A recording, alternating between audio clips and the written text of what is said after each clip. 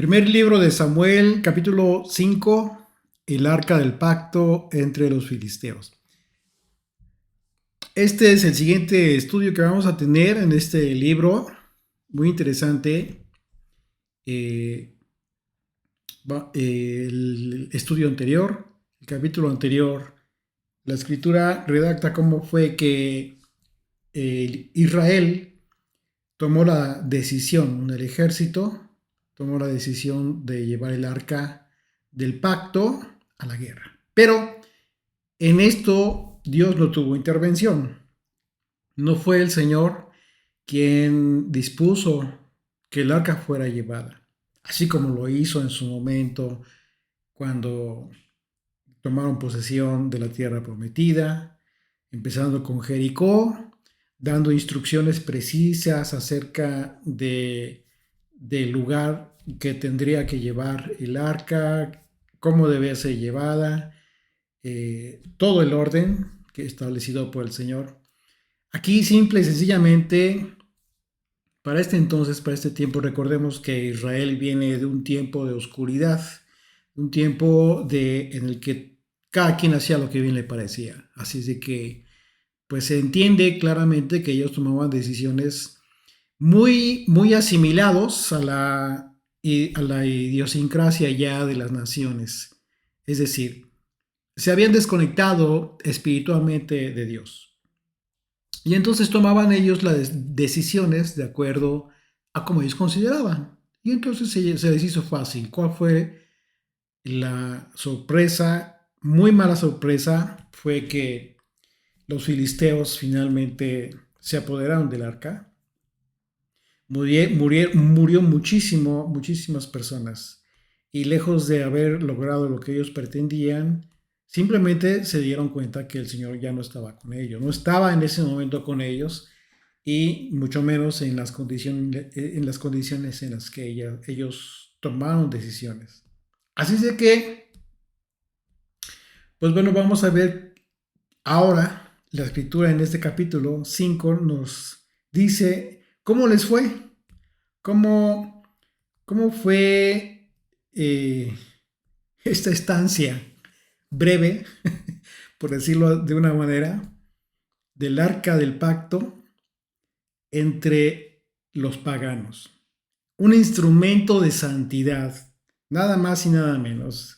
El instrumento que fue ordenado para que fuera creado con toda disposición divina para la manifestación del Todopoderoso. Imagínense nada más.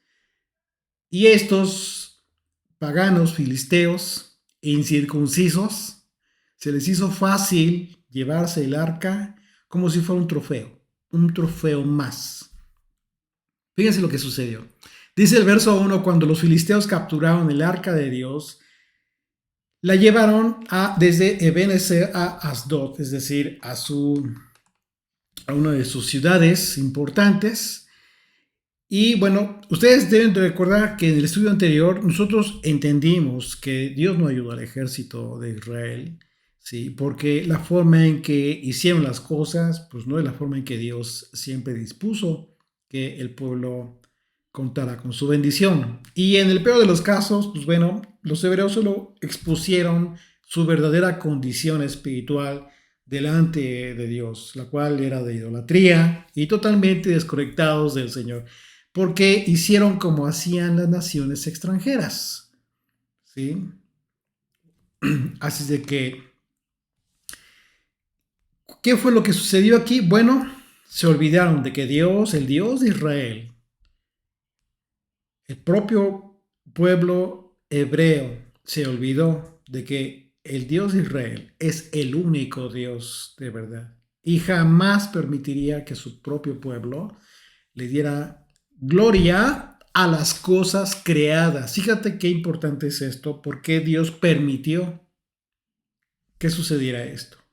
Porque Dios no permitiría que la gloria, su gloria, fuera transferida, que los hombres le dieran gloria a las cosas creadas, ordenadas por el Creador, y a las cosas creadas por el Creador.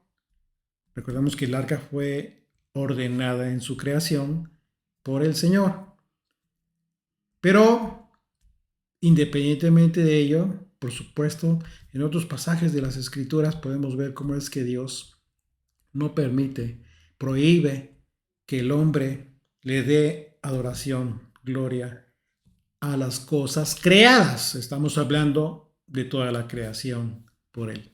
Así es de que Dios permitió que los filisteos capturaran el arca del pacto. Y dice el verso 2, y tomaron los filisteos el arca de Dios y la metieron en la casa de Dagón y la pusieron junto a Dagón. Bueno, esto es una evidencia de que efectivamente los filisteos, como cualquier otra nación extranjera, cuando conquistaban un pueblo, también tenían como costumbre adquirir las deidades de los pueblos conquistados. Sin embargo, en el caso del Dios de Israel, al ser un espíritu y no tener rostro ni imagen, para los filisteos, pues el arca del pacto era como tener a Dios, al Dios de los hebreos, y esa es la razón por la que pusieron, pusieron el arca del pacto al lado de su dios, al lado de Dagón, la principal deidad de los filisteos. ¿Quién es este Dagón? Bueno, es Dios, una deidad pagana que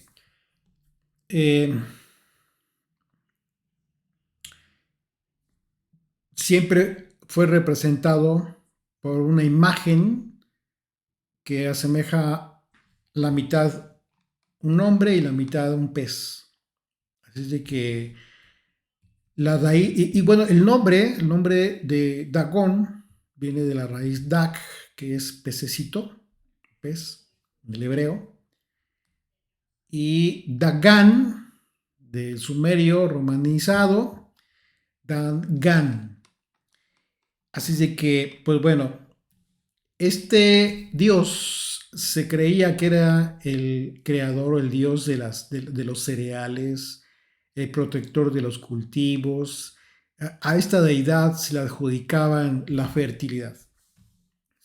Daba fertilidad y bueno, en muchas tribus, muchas de ellas semíticas, Dagan era calificado o identificado como el padre de los dioses. Incluso en algunos pueblos lo consideraban el creador de los cielos y la tierra. Imagínate nada más, qué terrible.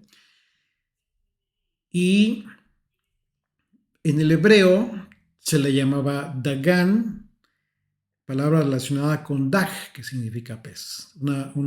Esto habría motivado la interpretación de Dagan como Dios pez. En Canaán había varios santuarios dedicados a esta deidad por parte de los filisteos. Y bueno, el punto aquí es que esta deidad lo consideraban como muy poderoso. Imagínense a considerarlo el creador de los cielos y la tierra, que dijeron, bueno, vamos a poner aquí al Dios de los hebreos, como si fuera un Dios más. ¿Por qué hacían esto los filisteos, las naciones paganas, incluso hasta Roma? ¿Qué era lo que hacían? Siempre conquistaban a una nación, a un pueblo, y también se llevaban a sus dioses, a sus deidades, a sus imágenes. ¿Con qué propósito? Bueno, en la mentalidad de ellos, en la mentalidad de un pagano, eso les da poder. Eso es lo que concretamente representa el que una persona tenga imágenes en su casa. Piensan ellos que tener una imagen de una deidad, la que sea, pues les da protección, les protege, en fin. Entonces aquí el punto es que nosotros identifiquemos el verdadero motivo para lo cual tú puedes ver personas que mantienen en sus casas imágenes relacionadas con su religión. ¿Por qué? Porque actúan de esta misma manera, exactamente igual. Actúan con la idea de que estas imágenes les van a dar protección. Y el verso 3 dice, y cuando el siguiente día los de Asdod se levantaron de mañana, aquí Dagón postrado en la tierra delante del arca del Señor, y tomaron a Dagón y lo volvieron a su lugar. Imagínate en la mentalidad que acabo de expresarles, la mentalidad de un idólatra, ver que su deidad, que supuestamente era el creador de los cielos y la tierra, está postrado ante el arca del pacto, como adorando. Imagínate nada más la impresión que tuvieron en su mentalidad, en su mente. ¿Esto qué fue? ¿Qué es lo que estamos viendo aquí? Estamos viendo claramente que Dios les está jugando como una broma pesada a los filisteos en el momento que ellos estaban considerando que su Dios estaba siendo sometido a la deidad de los hebreos. Entonces, Dios les daría una lección a estos idólatras filisteos, empezando por esto que aconteció y ante los propios ojos de los filisteos de Asdod, claramente fue la imagen de su propio Dios, adorando a Dios, al Dios de los hebreos, algo que finalmente pues fue una manifestación de un presagio de su derrota, no sin antes entender que ellos no eran dignos ni siquiera de tener en su poder el arca de la alianza. ¿Por qué? Porque Dios jamás tendría alianza con los filisteos. ¿Por qué razón? Porque ellos jamás se arrepentirían. Primera de Corintios 10, 19. Un segundito, por favor.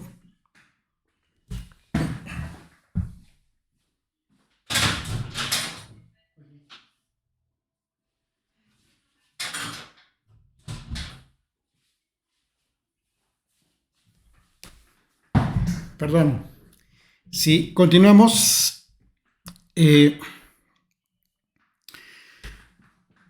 Les decía, para ilustrar lo que estamos viendo aquí, qué es lo que está exponiendo la escritura. Dice 1 Corintios 10, verso 19. ¿Qué digo pues? ¿Que el ídolo es algo? ¿O que sea algo lo que se sacrifica a los ídolos? Antes digo que lo que los gentiles sacrifican a los demonios, los sacrifican. Fíjate bien lo que dice el apóstol Pablo aquí. Aquí Pablo está poniendo en el contexto correcto lo que sucede ante las imágenes. Hay un aspecto espiritual que normalmente no es de la conciencia de las personas.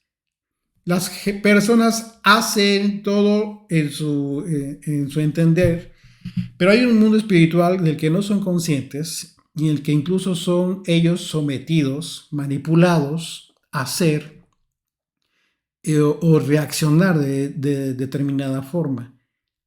Pero, ¿por qué? Por causa de los demonios. No es que el ídolo, la imagen en sí tenga un poder, no, pues eso sería absurdo. Son cosas creadas por los hombres. Lo verdaderamente peligroso es lo que hay detrás de un demonio. Es decir, lo que dice Pablo es lo que realmente está adorando la persona, más allá de la imagen. Y dice, y no quiero que vosotros os hagáis partícipes de los demonios, no podéis beber la copa del Señor y la copa de los demonios, no podéis participar de la mesa del Señor y de la mesa de los demonios. Entonces, el ídolo es nada. Sin embargo, la adoración a los ídolos tiene implicaciones espirituales. Eso nos tiene que tener muy claro, que quedar muy claro. No es que no signifique nada. Porque están ahí. Pues no hay problema. Estás ante una situación que debes tener conciencia de lo que representa. ¿Por qué? Porque esto tiene implicaciones espirituales, por cuanto que esa adoración es inspirada por los demonios y todas las consecuencias de ello. Aunque la escena solo describe, aquí la escena que se describe en este capítulo solo describe de forma muy breve, pues en realidad el hecho de que el dios de los filisteos, Dagón, amaneciera postrado ante el arca del pacto, pues tiene implicaciones muy profundas. ¿Por qué? Porque literalmente vemos que en esa escena son expresadas muchas manifestaciones de Dios mismo acerca de su gloria, de su poder y de su majestad. Eso era lo que les estaba mostrando a los filisteos. El profeta Isaías escribió acerca del celo de Dios y de la manifestación de su poder frente a los poderes espirituales de maldad, advirtiendo que no daría su gloria a nadie. Dice Isaías capítulo 45, verso 20, Reuníos y venid, juntaos todos los sobrevivientes de entre las naciones. No tienen conocimiento aquellos que erigen el madero de su ídolo y los que ruegan a un Dios que no salva. Proclamad y hacerlos acercarse y entren todos en consulta. ¿Quién es oír esto desde el principio y lo tiene dicho desde entonces? Sino yo, Yud Hei Bab Hei. Y no hay más Dios que yo, Dios justo y salvador. Ningún otro frente a mí. Mirad a mí y sed salvos, todos los términos de la tierra, porque yo soy Dios y no hay más.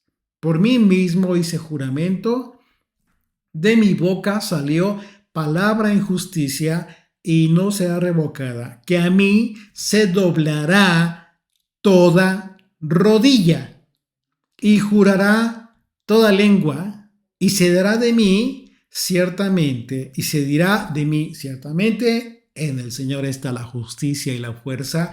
A Él vendrán y todos los que contra Él se enaltecen serán avergonzados.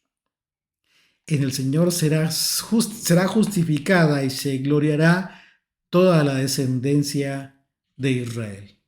¿Te das cuenta lo que dice aquí en el verso 23? A mí se doblará toda la rodilla. Y de inmediato te recuerdas lo que dice en este pasaje de 1 de Samuel 5. ¿Cómo encontraron a su dios Dagón? Postrado frente al arca. Literalmente. Ante mí se doblará toda rodilla y jurará toda lengua. Y se dirá de mí ciertamente en el Señor, y la justicia y la fuerza al vendrán, todos los que contra él se enardecen serán avergonzados. Dice, y en el Señor será justificada y se gloriará toda la descendencia de Israel. Efectivamente estaban siendo avergonzados los filisteos. Tal cual. Se repetirá nuevamente, se repite, eso es un ciclo frente a la idolatría de las naciones. Y dice el verso 4, y volviéndose a levantar de mañana el siguiente día, he aquí que Dagón había caído postrado en tierra delante del arca del Señor, y la cabeza de Dagón y las dos palmas de sus manos estaban cortadas sobre el umbral, habiéndole quedado a Dagón el tronco solamente. Una vez más, y peor aún, destruido.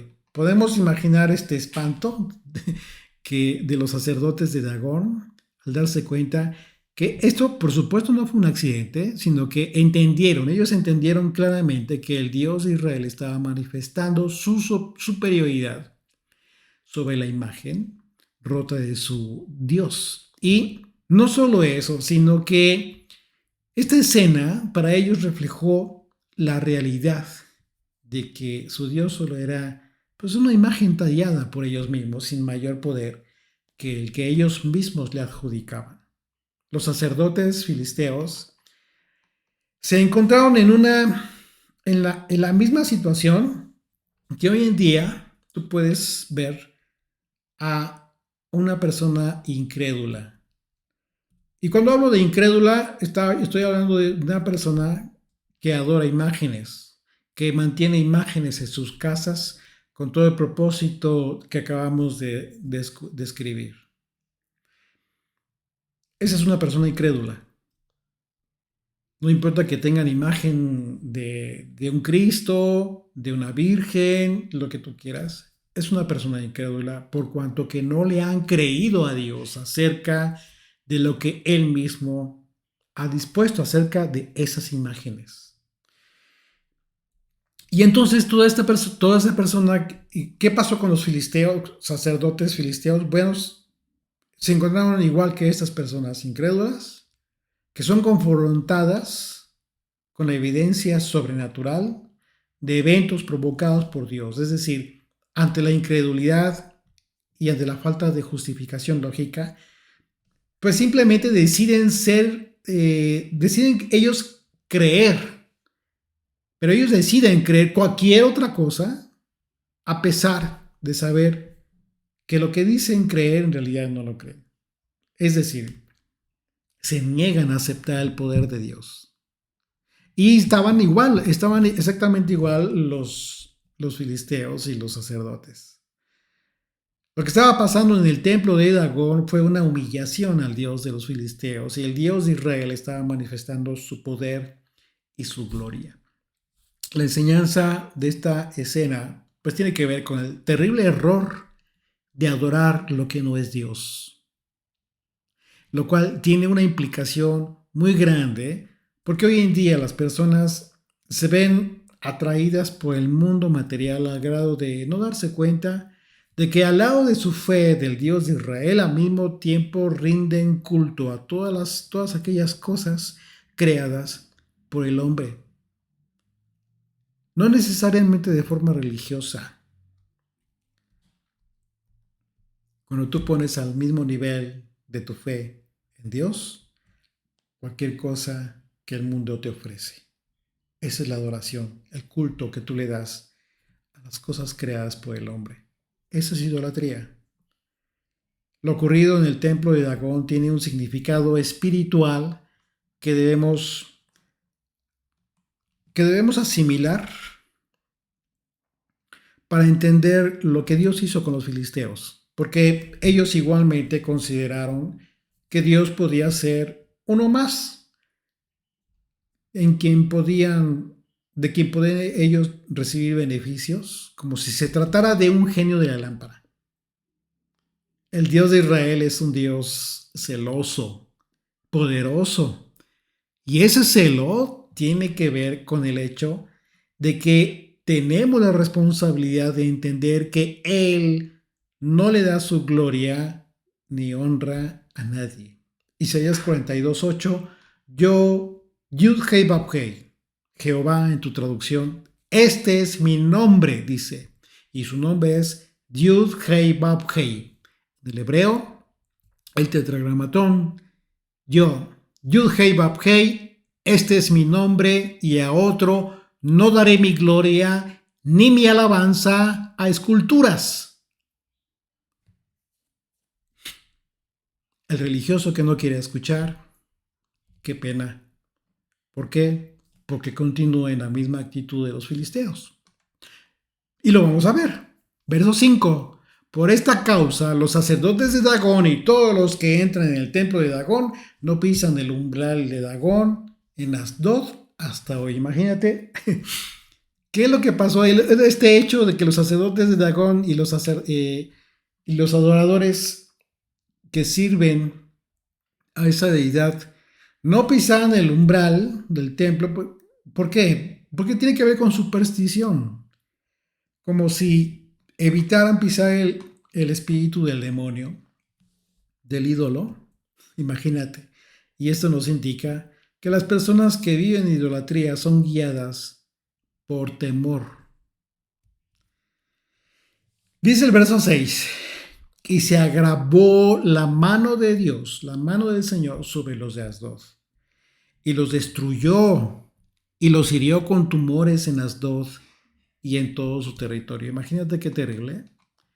Les fue muy mal. La palabra agravó aquí en este pasaje, siempre que se usa con referencia a Dios, la palabra hebrea que se usa es la palabra kabet, y puede traducirse en dos sentidos. En un sentido bueno y en un sentido malo.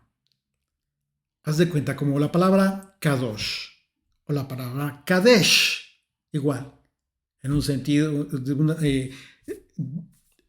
una forma quiere decir algo y cuando lo pronuncias de una forma diferente significa lo contrario. Entonces aquí, kabet puede ser referirse a dos aspectos, a un aspecto bueno y a un aspecto malo. Porque tiene un sentido malo, si tiene un sentido malo se traduce como severo, como sentir peso en medio de algo malo, algo pesado. Pero si se traduce en un sentido bueno, dependiendo del pasaje de la escritura de la palabra kabed, se traduce como numeroso, como rico, también se traduce como honorable.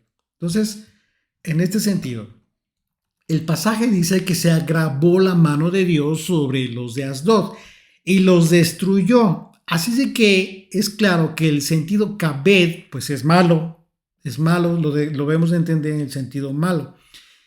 ¿Sí? Ahora bien, la raíz de esta palabra, la raíz de la palabra kabed se relaciona con la palabra hebrea para glorificar o para honrar.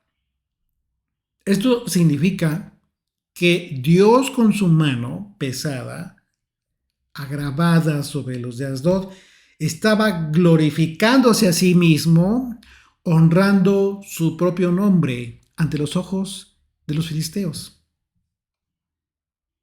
Sin embargo, a pesar de esto, pues obviamente ellos no reconocieron la soberanía de Dios y por supuesto, ¿qué fue lo que reconocieron? El temor, la superioridad y les dio miedo. No reconocieron, porque cuando tú reconoces la superioridad de Dios, te sometes. Eso es reconocerle, pero ellos no lo hicieron. Ellos tuvieron miedo, tuvieron temor. Ellos no se convertirían de su idolatría y en lugar de ello solo tuvieron temor del Dios de Israel.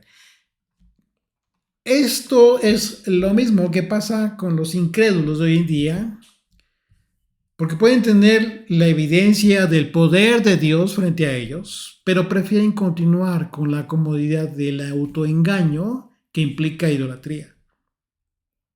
Dios provee amplia evidencia de su poder y también de su realidad, pero los hombres rehúsan creer y por lo tanto son condenados. Esto siempre tiene una consecuencia. Apocalipsis 9:20 dice en adelante, y los otros hombres que no fueron muertos por estas plagas, ni aun así se arrepintieron de las obras de sus manos. Está hablando de los idólatras. Ni dejaron de adorar a los demonios y a las imágenes de oro, de plata, de bronce, de piedra y de madera, los cuales no pueden ver, ni oír, ni andar. Y no se arrepintieron de sus homicidios, ni de sus hechicerías, ni de su fornicación, ni de sus hurtos. Después de todo el juicio, después de todas las plagas anunciadas en Apocalipsis, imagínate. Así es de que para que los filisteos supieran a ciencia cierta qué era lo que había pasado hasta este momento con el dios Dagón, el Señor les envió lo que podría describirse como una plaga, así como lo hizo en Egipto, solo que en esta ocasión afectaría directamente a la salud de los hombres. Terrible. Dice el verso 6, y se agravó la mano del Señor una vez más, dice, y se agravó la mano del Señor sobre los de Asdod y los destruyó y los hirió con tumores en Asdod en todo su territorio. Bueno, la forma en que Dios hiere a los enemigos de su pueblo no es algo común. La descripción que se hace del sentido en que Dios agravó su mano tuvo que haber sido algo de tal gravedad que los propios filisteos entendieron que no se trataba de algo circunstancial, sino que era Dios mismo manifestándose sobre los de Asdod. Porque el pasaje dice que el Señor los destruyó. Comenzaron a morirse. La palabra tumores que se describe aquí en el original hebreo, la palabra hebrea es la palabra afal, que se traduce como hincharse. Algunos comentaristas creen que lo que les ocurrió a los filisteos fue una especie de peste bubónica, porque tenía las mismas características, los padecimientos. Esta enfermedad se caracteriza porque los ganglios linfáticos se hinchan, formando tumores en la parte del sobaco y en la parte de la ingle, del muslo. Esta hipótesis se fortalece en textos de la propia escritura, porque en la traducción Septuaginta dice literalmente así, si las voy a leer, en la traducción Septuaginta, 1 Samuel 5, verso 6, dice, y agravóse la mano del Señor sobre Azoto, y trájola sobre ellos, y les hirvió en las naves, y en medio de la región misma popularon ratas. Y hubo amontonamiento de muerte magno en la ciudad. Esta es la traducción, la primera traducción griega al español de la Septuaginta. Entonces habla de ratas, ¿sí? Y bueno, ¿cómo relacionamos esto con lo que consideran algunos comentaristas? Bueno, la peste bubónica es mortal. La tercera parte de toda la población en Europa murió de peste bubónica en el siglo XIV, después de Yeshua. Es peligrosa aún en el día de hoy.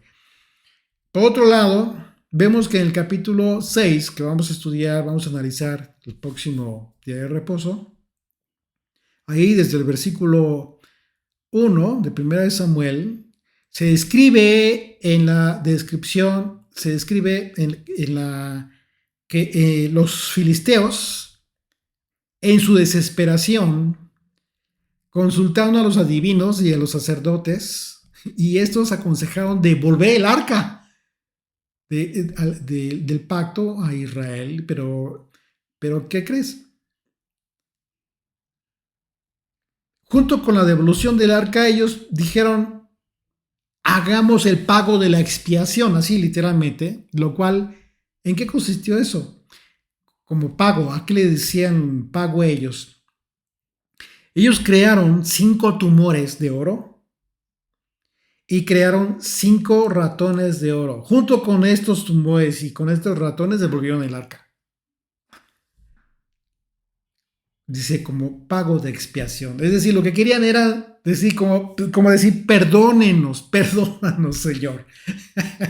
Pero no queremos nada contigo. O sea, no se arrepintieron, no tuvieron la decisión de arrepentirse. No lo iban a hacer, por supuesto. Pero decidieron no tener nada que ver con Dios. Es lo que hacen los idólatras. Hacen cualquier cosa menos volverse de su idolatría. Entonces regresamos a 1 Samuel 5, verso 7, dice, y viendo esto, los de Asdod dijeron, no quede con nosotros el arca del Dios de Israel, porque su mano es dura sobre nosotros y sobre nuestro Dios Dagón. Fíjate, primeramente dicen esto, ¿no? Dice, convocaron pues a todos los príncipes de los filisteos y les dijeron, ¿qué haremos del arca del Dios de Israel? Y ellos respondieron, pásese el arca de Dios de Israel a Gat.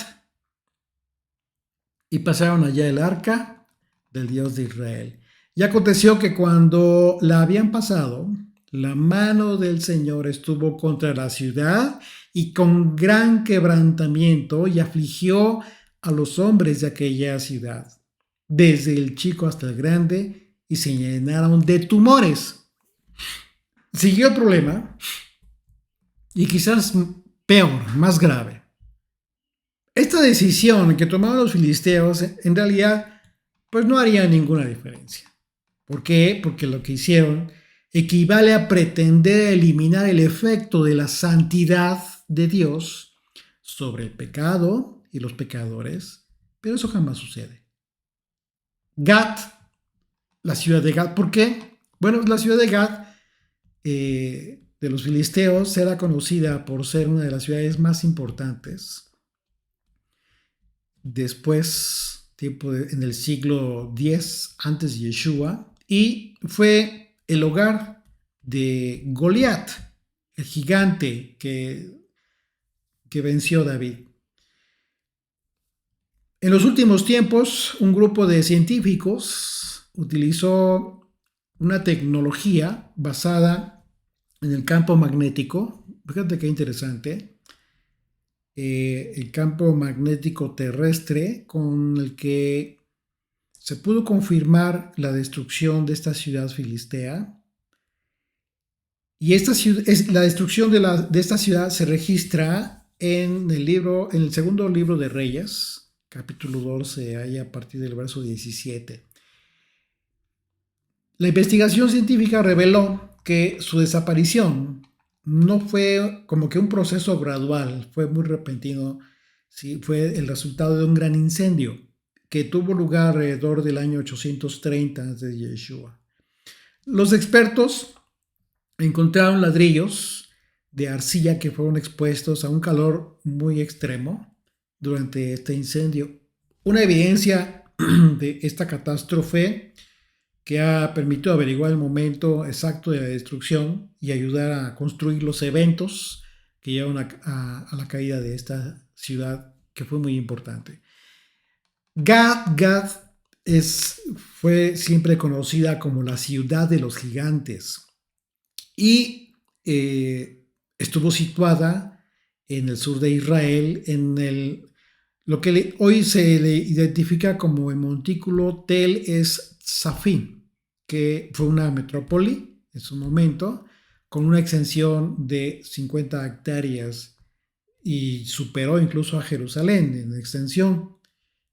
Pasó a la historia por ser la cuna de varias figuras bíblicas, entre ellas Goliat, por supuesto. Y por otro lado, Gad también es reconocida en la tradición como la ciudad de los Anakim, una raza de gigantes que habitaron la tierra cananea desde muchos años antes, tempranamente. Así es de que, bueno, ellos dijeron a la ciudad de los gigantes. Ellos seguían adjudicando poderes de dioses a los gigantes. Y obviamente, si tú conoces toda la historia de Génesis capítulo 6, si has leído el libro de Enoch, tienes una idea del aspecto espiritual con que ellos vinculaban, en su idea, claro, que quizás en Gad estaba más seguro el arca, o sea, iba a estar controlado el Dios de Israel. Imagínate qué absurdo, ¿no? Entonces enviaron el arca de Dios a Ecrón. Finalmente no pudieron tenerla en Gad, porque les fue muy mal. Comenzaron a morirse, y dice la escritura que desde el chico hasta el grande. Entonces, ¿qué fue lo que sucedió? Enviaron el arca a Ecrón. Y cuando el arca de Dios vino a Ecrón, los ecronitas dieron voces diciendo: han pasado a nosotros el arca de Dios de Israel para matarnos a nosotros y nuestro pueblo. Y enviaron y reunieron a todos los príncipes de los filisteos diciendo: enviad el arca de Dios de Israel y vuélvanse a su lugar. Y no nos mate a nosotros ni a nuestro pueblo, porque había consternación de muerte en toda la ciudad y la mano de Dios se había grabado allí. Terrible. Bueno, podríamos preguntarnos ahora, ¿por qué los filisteos decidieron pasar el arca de una ciudad a otra? Bueno, probablemente la razón haya sido por las deidades que tenían en cada ciudad. Como en este caso, por ejemplo, en la ciudad de Ecrón tenía su propia deidad. ¿Quién era su deidad? Pues nada más y nada menos que Belcebú. ¿Recuerdas los evangelios? Una deidad que en el evangelio de Mateo, capítulo 12, ahí en el verso 24, se le identifica como el príncipe de los demonios.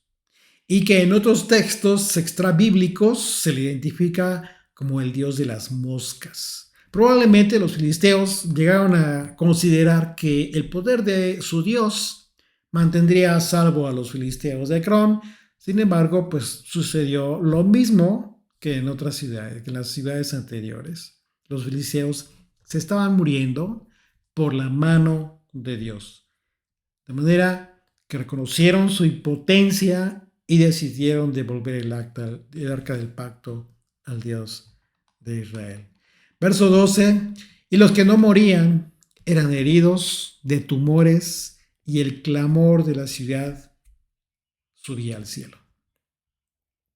Efectivamente, el clamor de los filisteos fue tal que subía al cielo. Pero ese clamor no era para que Dios los perdonara, sino rogando que Dios se alejara de ellos. Terrible error haberse llevado el arca del pacto. Las cosas santas de Dios no podían ser tocadas por manos impuras. Señor bendito, gracias por este tiempo de meditación en tu escritura. Gracias por tu enseñanza, por cada enseñanza que tú nos das para advertirnos acerca de los peligros de la idolatría y hasta dónde podríamos llegar sin darnos cuenta a ser idólatras, Señor. Perdónanos si en algún momento de nuestra vida hemos llegado a este punto. Y también te rogamos por todos aquellos que amamos, por todas aquellas personas que están en nuestros corazones, sean amigos, sean familiares, que aún se encuentran en la situación de idolatría. Señor, te rogamos que en algún momento les hagas reconocer su error y que te den a ti, solamente a ti, la gloria y la honra. Gracias, Señor. En el nombre de nuestro Señor Yeshua. Amén.